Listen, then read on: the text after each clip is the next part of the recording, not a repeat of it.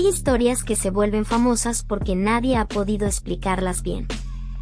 En 1930, un cazador y comerciante de pieles llamado Joe Lovell se encontraba viajando por la zona norte de Canadá, cerca del lago Anjikuni, un lugar remoto, frío y poco habitado. Lovell conocía la zona. Ya había pasado por allí antes y sabía que cerca del lago vivía una pequeña comunidad inuit. Eran personas tranquilas, acostumbradas al clima extremo, que vivían de la pesca, la caza y el intercambio con viajeros como él. Pero esa vez, al llegar, algo no estaba bien. Joe encontró las casas en perfecto estado. La comida servida. Las lámparas encendidas.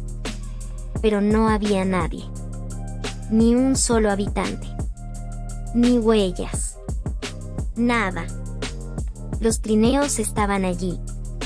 Incluso se dice que los perros estaban amarrados, muertos de hambre y congelados. Lo más extraño es que no encontró ningún cuerpo, ni dentro ni fuera de las casas. Y al revisar los alrededores, tampoco había huellas.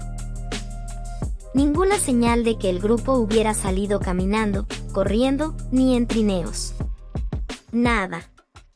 Preocupado, Lovell caminó hasta una estación telegráfica cercana para avisar a la Policía Montada de Canadá. Según los reportes que circularon más tarde, un grupo de oficiales fue enviado al lugar.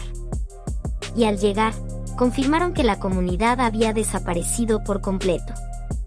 Se dice que revisaron tumbas del cementerio local y encontraron que algunas habían sido abiertas. Y que un objeto brillante había sido visto en el cielo algunos días antes de la desaparición. ¿Un meteorito? ¿Una luz extraña? Nunca quedó claro. La historia fue publicada por algunos periódicos, como el Halifax Herald, y luego apareció en revistas y libros de temas paranormales. Con el tiempo, el caso empezó a volverse famoso. Algunos lo llamaron una desaparición colectiva inexplicable. Otros empezaron a vincularlo con teorías sobrenaturales, como secuestros por extraterrestres, dimensiones paralelas o experimentos secretos. Hasta hoy, el caso del lago Anjikuni sigue siendo contado como un misterio real. Pero, ¿qué tanto de esto ocurrió de verdad? ¿Y qué tanto se fue transformando con los años? Ahora vamos a ver qué descubrieron los investigadores que analizaron el caso con más detalle. ¿Y por qué algunos creen que esta historia nunca ocurrió realmente como se dijo? Después de que la historia del lago Anjikuni se hiciera conocida, empezaron a circular muchas versiones. Una de las más citadas apareció en el periódico Halifax Herald en los años 30. Ahí se mencionaba el testimonio de Joe Lovell y la supuesta investigación de la Policía Montada de Canadá. Luego, en los años 50, el caso fue incluido en libros sobre misterios y fenómenos paranormales. Uno de los más conocidos fue el de Frank Edwards, quien lo mencionó en su libro Stranger Than Science, dándole aún más notoriedad. Con el paso de los años, muchos investigadores empezaron a preguntarse si todo eso había ocurrido realmente. Así que buscaron registros oficiales, reportes policiales, documentos del gobierno, reportes médicos. Pero no encontraron nada. No hay evidencia de que la Policía Montada de Canadá haya investigado una desaparición masiva en el lago Anjikuni. Ni informes, ni notas internas, ni telegramas. Tampoco hay registros locales de alguna comunidad inuit desaparecida en esa zona. Lo que se cree es que la historia fue exagerada con el tiempo. Posiblemente empezó como una anécdota contada por Lovell. Y luego fue creciendo con cada versión que salía en prensa o libros, añadiendo detalles más dramáticos, como las tumbas abiertas o las luces en el cielo. Lo que sí es cierto es que nunca se ha encontrado evidencia física de que esa desaparición colectiva haya ocurrido. Ni siquiera hay constancia clara de cuántas personas vivían allí, si es que vivía alguien en ese momento. En otras palabras, todo el misterio se basa en una historia oral, que nadie pudo confirmar con pruebas. Entonces, ¿cómo es que una historia sin pruebas llegó tan lejos?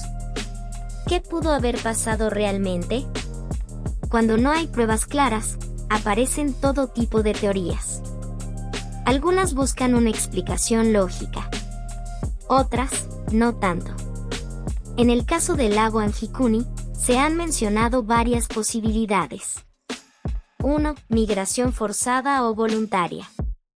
Algunos creen que la comunidad simplemente se mudó.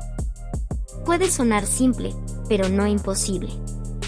Las condiciones de vida en el norte canadiense son duras: frío extremo, escasez de recursos y enfermedades.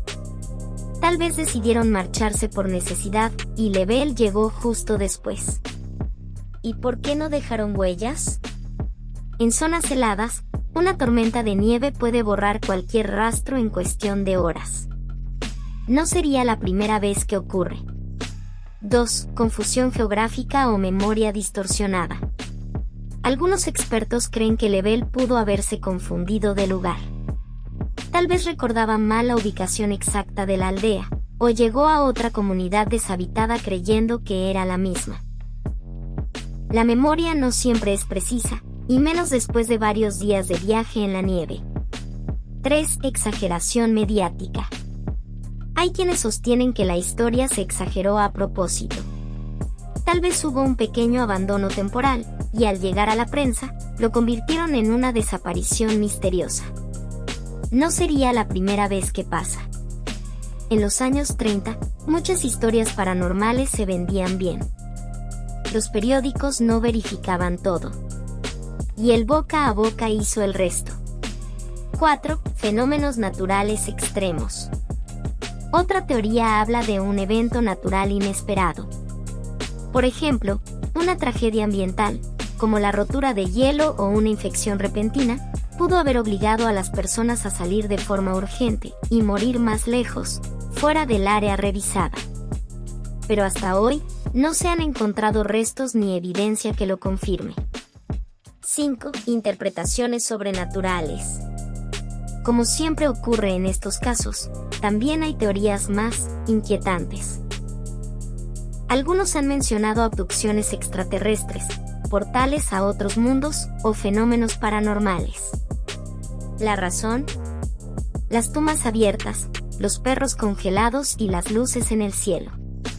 Por ejemplo, en su libro, Frank Erwell sugería que lo ocurrido en el lago Anjikuni podría ser una intervención no humana. Aunque nunca dio pruebas, eso alimentó décadas de especulación. Entonces, ¿qué fue lo que realmente pasó? ¿Una migración, una confusión o algo más extraño?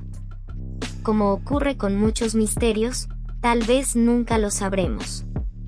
Pero lo que sí sabemos es que esta historia sigue viva, porque toca algo que a todos nos inquieta. La idea de desaparecer, sin explicación. A lo largo del tiempo, los humanos hemos contado historias. Algunas basadas en hechos. Otras, nacidas del miedo, de la imaginación o del simple alguien me lo contó. Hoy les decimos leyendas urbanas o modernas. Pero su estructura es tan antigua como las primeras fogatas. Un suceso inexplicable. Un testigo. Y un final abierto que deja espacio para pensar. ¿Cómo nacen estas leyendas? Todo empieza con algo que llama la atención. Una desaparición, un ruido extraño, una coincidencia. Se le cuenta a alguien, luego a otro. Y en ese camino, la historia cambia. El lago Anjikuni sigue ahí. Silencioso. Frío. Rodeado de nieve y preguntas. Y lo que ocurrió o no ocurrió en 1930 sigue siendo parte de esos relatos que nos acompañan. Que no buscan darte una respuesta, sino dejarte con una duda. ¿Fue una migración? ¿Una desaparición? ¿Un rumor?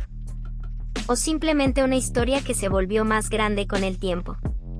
No lo sabemos con certeza. Y tal vez nunca lo sabremos. Pero eso no le quita valor.